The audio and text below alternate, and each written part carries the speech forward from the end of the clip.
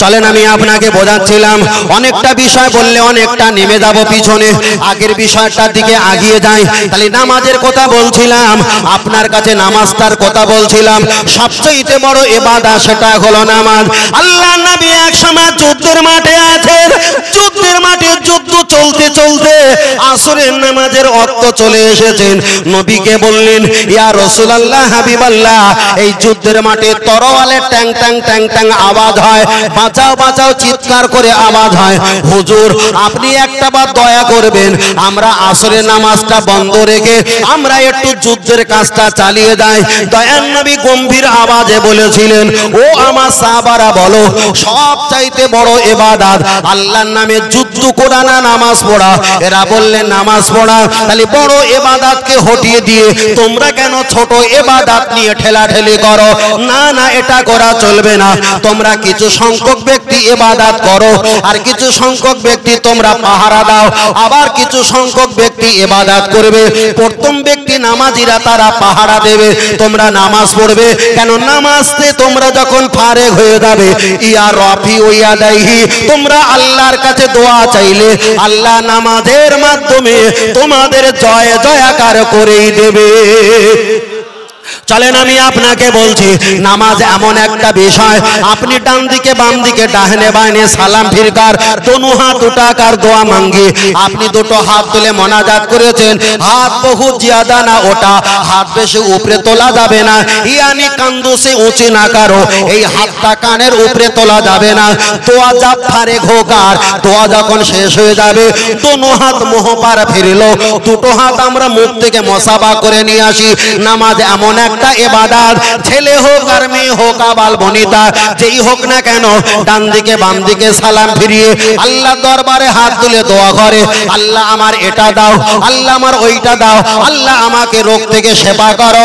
হাজার কথা আল্লাহর কাছে পৌঁছে দেয়, কিন্তু আল্লাহর কোরআন জানিয়ে দিয়েছেন, ইয়্যাকা নাবুদু ওয়া ইয়্যাকা নাস্তাইন, আল্লাহ হাম তেরি হি ইবাদত করতে हैं और तुझे सिवाय दोनों हाथ उठाकर दुआ मांगते हैं। আল্লাহ আপনার ইবাদত করি, আপনার কাছে সাহায্য চাই। আমার আল্লাহ পাক জানিয়ে দিলেন যে বান্দা আমার কাছে চায় না আমার বড় কষ্ট হয়, আর যে বান্দা বারবার আমার কাছে চায় আমি আল্লাহ বড় খুশি হয়ে যাই। আর একটু জোরে বলে সুবহানাল্লাহ।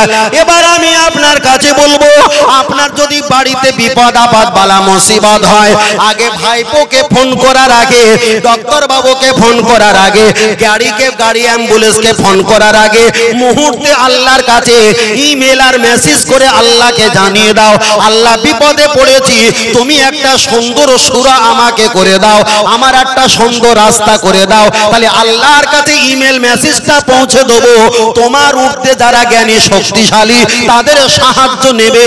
তাহলে এই সাহায্যটা নবাই হবে আল্লাহর পথে সাহায্য নেওয়া। আর একটু জোরে বলে সুবহানাল্লাহ। চলেন আমি আপনাকে বোঝাতে চেয়েছি, আমি 2-3 বার সুবহানাল্লাহ আপনাদের একটু জোর করে পড়িয়েছিলাম। মিশকাত শরীফে এসেছে, ইমাম মিশকাত রহমাতুল্লাহ আলাইহি তিনি বর্ণনা করেছেন, একবার সুবহানাল্লাহ পড়লে আল আসসামা আল আরদা, আসমান আর জমিন যতটা ডিফারেন্স, কতটা difference, billion million billion billion trillion trillion crore crore kilometre যতটা ডিফারেন্স, একবার যদি সুবহানাল্লাহ পাঠ করা হয়, আসমান আর জমিনের মাঝখানের ফাঁকা জায়গা আল্লাহ নেকি দিয়ে ভরপুর করিয়ে দেয়। আর একটু জোরে হবে না? আল্লাহ আল্লাহ। যাক, মায়েদের একটু কম হয়েছে, আওয়াজ কম হয়েছে, আল্লাহ ওদেরকে আর হেদায়েত করুন, বলেন আমিন। আর একটু জোরে বলেন। আমাদের কানার চোখ ভাই মারাত্মক জিনিস ভাই।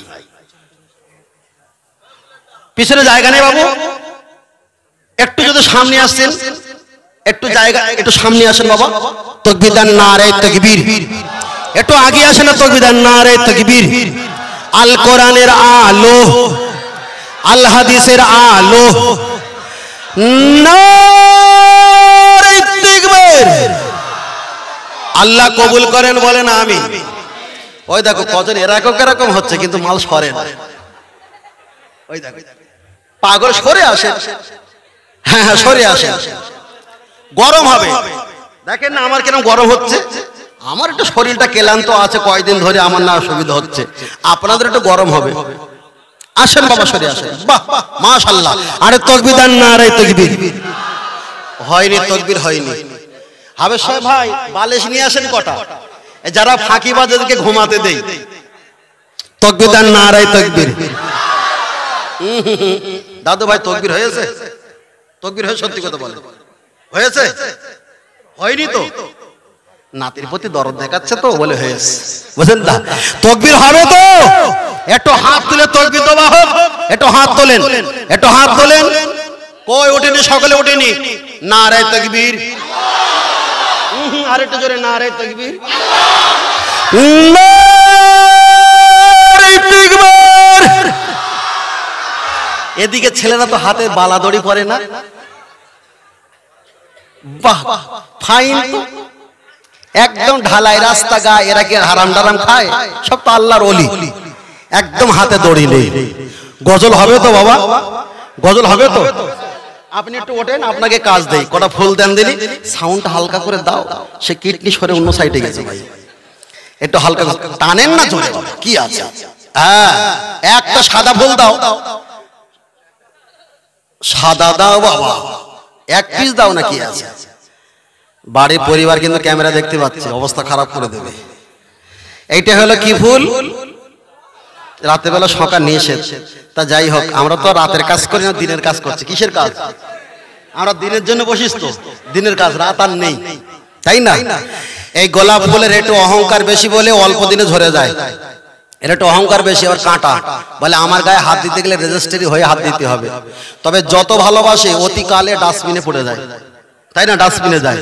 আল্লাহ আমাদের হাদিসটা মেশকাতে এসেছে, রাসূল যখন মিরাজে গিয়েছিলেন, মিরাজ শরীফ থেকে যখন নিচে অবতরণ করেছিলেন, আমার রাসূলের কপালে ঘাম ছিল। রাসূল আইদিয়াকুম, ঘামটা যখন ঝেড়েছিলেন, কেউ বলেছেন ওই আরদা মাটির উপরে আল্লাহ গোলাপ ফুলের গাছের চারা বসিয়ে দিয়েছিলেন। বল সুবহানাল্লাহ। এর ভিতরে ৩-৪টে হাদিস এসেছে শুধু ফুল সম্পর্কে, ফুল সম্পর্কে। বুঝলেন না? তাহলে আমরা নবীর শানে গজল গাইবো তো? আমি একা বলবো না, আপনারা বলবেন। আমি ট্রেনে যদি ট্রেন চালাই ৮০ গতিতে, দাঁড়ানোর সময় ১০ গতি, আপনারা উঠতে গেলে রড ধরার সময় তো ৫ গতিতে তো ছুটতে হবে, না হলে রেগে বলে মধ্যাহ্ন ট্রেনের রড ধরবে না তো কখনো, তাহলে নিচে পড়তে হবে। নিচে পড়তে হবে না? তাহলে আমি বলবো, আমার সঙ্গে বলবেন, আল্লাহর নবী হলেন ইয়া রাসূলুল্লাহ, তিনি হলেন আল্লাহর রাসূল। ইয়া হাবিবাল্লাহ, তিনি হলেন আল্লাহর হাবিব বন্ধু। ঠিক না বে ঠিক? আমরা বলবো তো? সকলে মুখের আওয়াজ দিয়ে, মুখ ফেটে আওয়াজ দিয়ে বলবেন। আল্লাহ আমাদের সকলকে কবুল করবে। ইয়া রাসূলুল্লাহ, ইয়া হাবিবাল্লাহ। সকলে বলেন দেখি, বললো ইয়া রাসূলুল্লাহ, ইয়া হাবিবাল্লাহ। জোরে জোরে ইয়া রাসূলুল্লাহ, জোরে বললো ইয়া রাসূলুল্লাহ।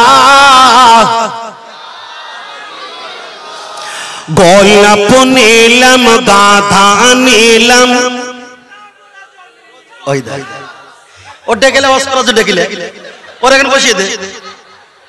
কি অবস্থা! আল্লাহ, এ গজলের দিকে ছড়িয়ে গেছে। কচি যাবার সব ফোন নাম্বারটা নিয়ে নিস। গোলাপ নিলাম, গাধা নিলাম, নিলাম রজনী গন্ধা। মনের সুখে মালা গেঁথেছি সকাল থেকে সন্ধ্যা। তবে একবার দেখা দাও যদি, ও গো কামলি আলা। একবার দেখা দাও যদি, ও গো মদিনা আলা। হাসি মুখে পাঠাবো তোমায় হাজার কি আমির নজরানা। বলো বলো ইয়া রাসূলুল্লাহ। বাহ, আরো জোরে ইয়া রাসূলুল্লাহ। হলুদ ফুলকে প্রশ্ন করি, তুমি রংটি কোথায় পেলে? নূর নবীজির নূরানি চেহারা হলুদ ছিল বলে। সুবহানাল্লাহ। আর একটু জোরে বলেন, আর একটু জোরে হবে না?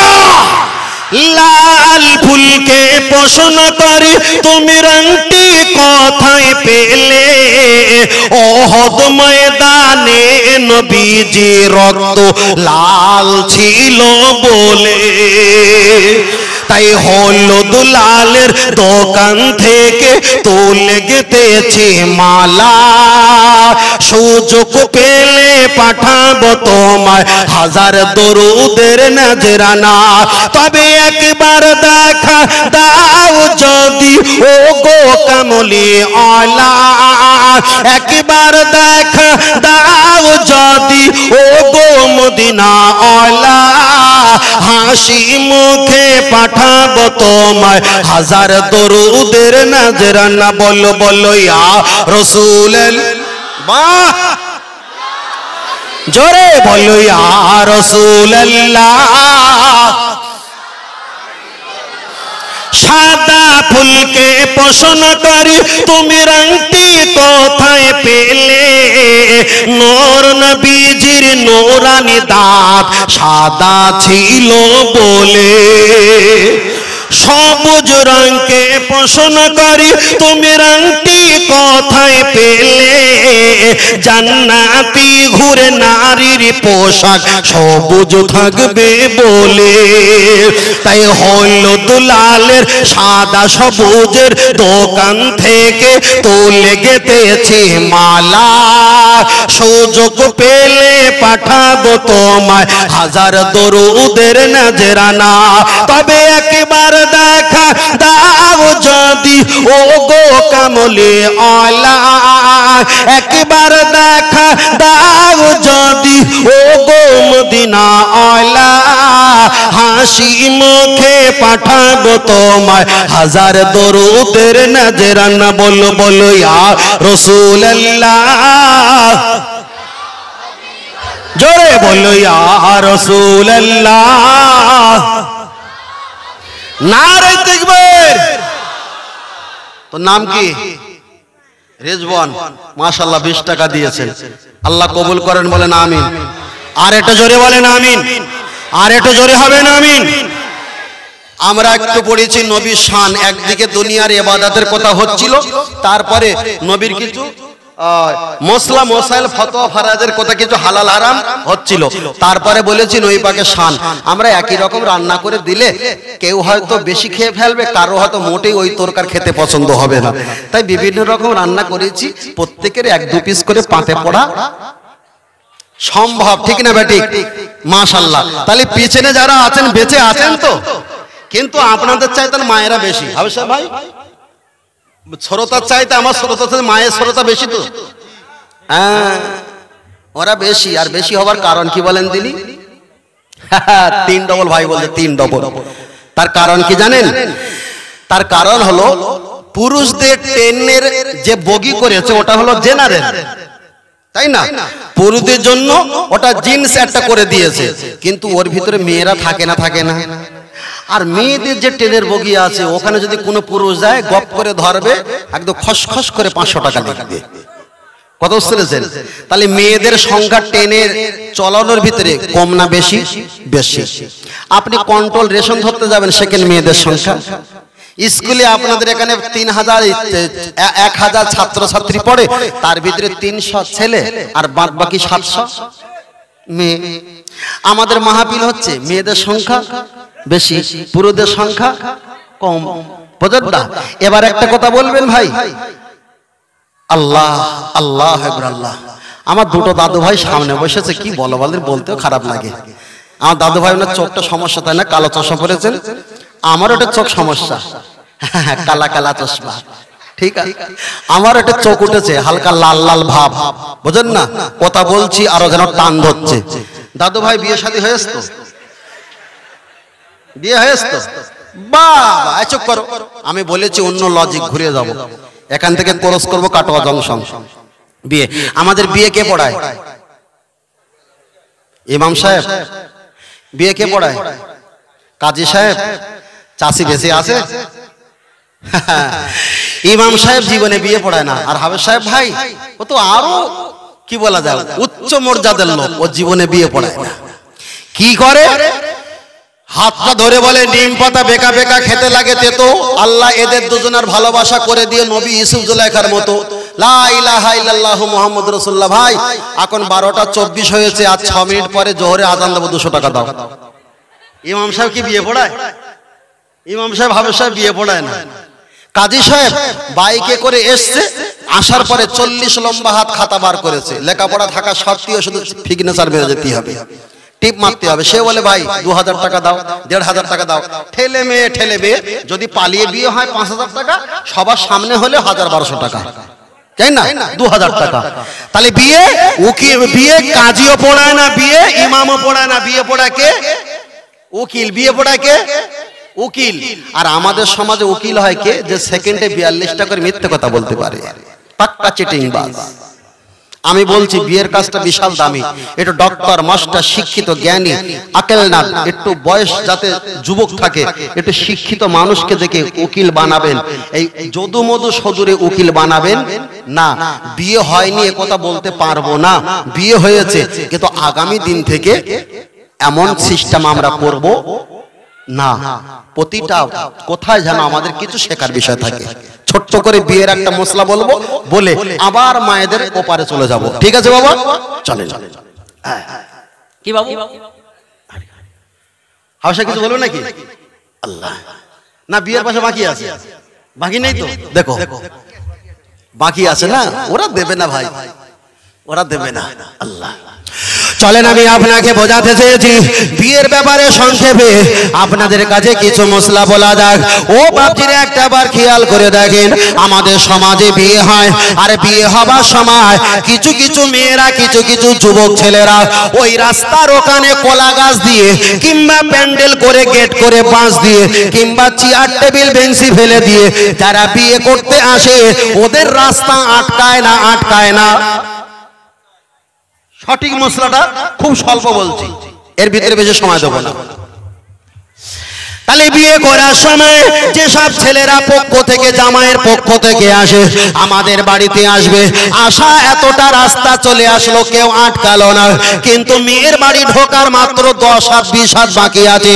রাস্তার কাছে একটা চেয়ার বেঞ্চি কিংবা কলা গাছ দিয়ে, কিংবা বাঁশ দিয়ে প্যান্ডেল মতন করে ওখানে গেট আটকে দিয়ে দেয়, বললো এখানে যেতে পারবে না, এখানে যদি না যাওয়া হয় তা তোমার বাপ কেন বলেছিল অমুক মাসের বুধবারে বেলায় একটা সময় এসো। যে মেয়ে বলছে এখানে যাওয়া যাবে না, তাহলে ওনার বাপ তো আসার জন্য আমন্ত্রণ জানিয়েছিল। আমি আপনাকে ফতোয়ার কথা বলছি, হাসার কথা বলছি না।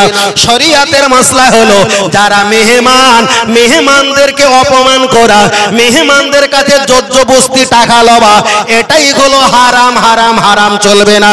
তাহলে যারা বিয়ে করতে এসেছে তারাই তো আমাদের বাড়ির মেহমান, আর মেহমানকে দাওয়াত দিয়ে বাড়িতে ডেকে আর চোরের মতো ছিনতাই করে নেওয়া, এটা কি জায়েজ? চলেন, আমি মশলা বললে বিয়ের মশলা অনেক বলে ফেলবো, বলার আমার অবকাশ নেই।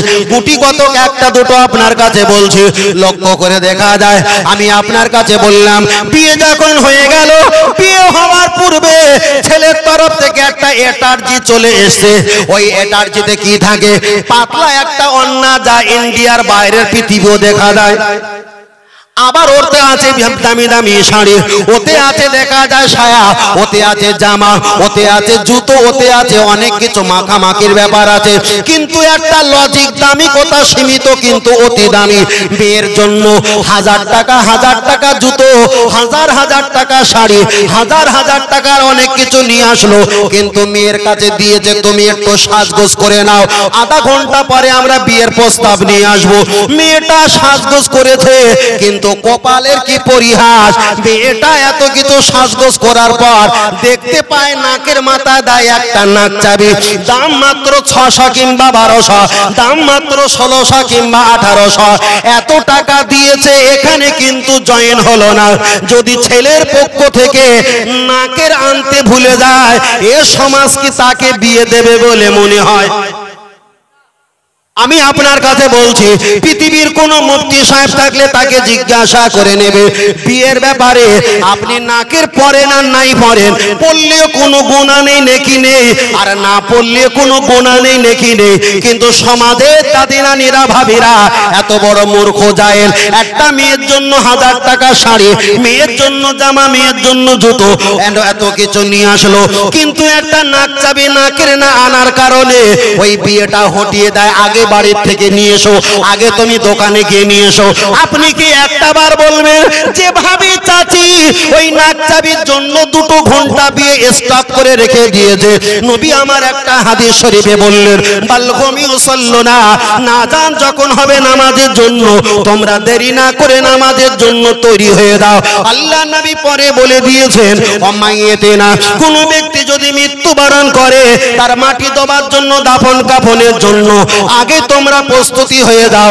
আল্লাহ নবী 3 নম্বরে বললেন, আন্নাল মারাতা ইদা বালাগাতিল মাহিদা, একটা মেয়ে যখন উপযোগী বয়স হয়ে যাবে বিবাহ দেওয়ার জন্য তোমরা ছলনা বলনা দিয়ে দেরি না করে আগেই তোমরা বিয়ের কাজটা সেরে ফেলো। তাহলে সমাজের মূর্খ ভাবি আর চাচি সীমিত একটা নাকের জন্য 2 ঘন্টা বিয়ে স্টপ করে রেখেছে, এরাই তো শরিয়াতের বেখেলাপ করেছে না করিনি? চলেন এবার মেয়ের তরফ থেকে আমি এবার ছেলেকে জিজ্ঞাসা করি, ও জামাই তুমি একটা বার বলো, তুমি কি প্রসাবীরে পানি নাও? না আমি পানি নেইনি। তুমি কি মদ্যপান করো? টেনশনে পড়লে একটু মদ্যপান করি। তুমি কি জুম্মার নামাজ পড়ো? না আমি পড়ি না। তুমি কি ঈদের নামাজ পড়ো? হ্যাঁ হ্যাঁ, শাওয়ালের 1 তারিখ রোজার চাঁদের ঈদ, রোজার ঈদ আর কোরবানি ঈদের নামাজ পড়ি। তুমি কি উজু করতে জানো? না আমি জানি না। তুমি কি সূরা ফাতিহা জানো? না আমি জানি না। তুমি কি তওবা জানো? না আমি জানি না। তুমি কি 5টা কলেমা জানো? না আমি জানি না। তাহলে একটা মেয়ের নাক চাবি না হানার কারণে 2 ঘন্টা যদি বিয়ে বন্ধ করা হয়, তাহলে মূর্খ জামাই কিছুই জানে না।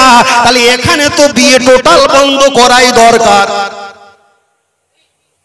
সমাজে এক জায়গায় ওয়াজ করেছিলাম, প্রায় শুধু বিয়ের ব্যাপারে, বিয়ে বাড়িতে জলসা হচ্ছে, দাওয়াত করেছে আমার।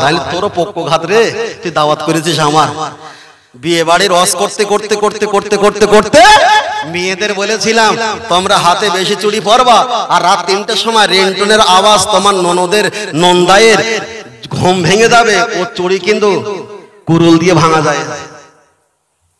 গল্পটা ছোট করে বলেছি যাতে সবাই বুঝতে না পারে, যারা সবার লোক তারা বুঝেন না। বিয়ের মশলা বললে এখানে অন্তত 50-60টা শুধু মশলা বার হবে। আমাদের সমাজে বেশিরভাগ বিয়ে হয় শুধু অন্য ধর্মীয়দের রীতিনীতি প্রসার করার জন্য। একটা মশলার কেতাবে বলছি, ফুরফুরা শরীফে মুজাদ্দেদ জামান দাদা পীর আবু বকর সিদ্দিক রাহমাতুল্লাহ আলাইহি, তানার প্রধানত আল্লামা রুহুল আমিন রাহমাতুল্লাহ আলাইহি, তিনি একটা কলমে লিখেছে, মেয়েরা বিয়ে বাড়ি যেতে পারবে না, হারাম। হুজুরকে জিজ্ঞাসা করা হলো, হুজুর মেয়েরা বিয়ে বাড়ি যেতে পারবে না, হারাম কেন? রাসূল গম্ভীর আওয়াজে জবাব দিয়ে বললেন, মেয়ে বিয়ের জন্য যা না সাজে, যারা বিয়ে বাড়িতে যায় এরা প্রতিযোগিতামূলক তার চাইতে বেশি সাজে। বুঝেন না? বিয়ে বাড়িতে যাওয়া হারাম করে দিয়েছে। এখন যদি বলি মফিজুল হুজুর বলেছে মেয়েদের বিয়ে বাড়ি যাওয়া হারাম, বলছে ওই হুজুরে দেখে দেখে দাওয়াত করেছে, আর পৃথিবীতে হুজুর নেই। হ্যাঁ হুজুর আছে। কারো যদি ক্যান্সার রোগ হয়, যদি বলে রোগীকে আমি বাদ দেব না, কিছু মাল নেব, তাহলে ভেলিগুড়ের পানি 1 ব্যারেল ভর্তি করবে, ক্যান্সারওয়ালা রোগীকে খাওয়াবে, রোগী জীবনে সুস্থ হবে? রোগী জীবনে মারা যাবে, রোগীও মরবে না, সুস্থ হবে না, ব্যবসা রাম রাম চলবে। ঠিক না বেঠিক? তাই আমি ব্যবসা টেকাতে আসিনি, হয় সারো না সরো, দুটোর মধ্যে একটা, হয় সারো নাই সরো। তোমাদের সারানোর জন্য অনেক কথা বলেছিলাম, শুধু শুরু করেছিলাম, এখনো চালু হয়নি। ছোট করে একটুখানি বলে দেই, চলেন আমি এগিয়ে যাই। লক্ষ্য করে দেখা যায় আপনারা এখান থেকে কাবার দিকে ফিরে আপনারা নামাজ আদায় করেন। এখান থেকে আল্লাহর কাবা শরীফ বলেছিলাম কম বেশি 8500 কিলোমিটার রাস্তা। আল্লাহর কাবা বাইতুল্লাহ শরীফ, আল্লাহর কাবার দিকে ফিরে নামাজ পড়তে হয়। আল্লাহর কোরআন জানিয়ে দিয়েছেন, ওমান দাখালাহু কানা আমিনা, যারা আল্লাহর কাবা শরীফে হাজির হয়ে যায় আমার আল্লাহ জিন্দেগির গুনাহ মাফ করে দেয়।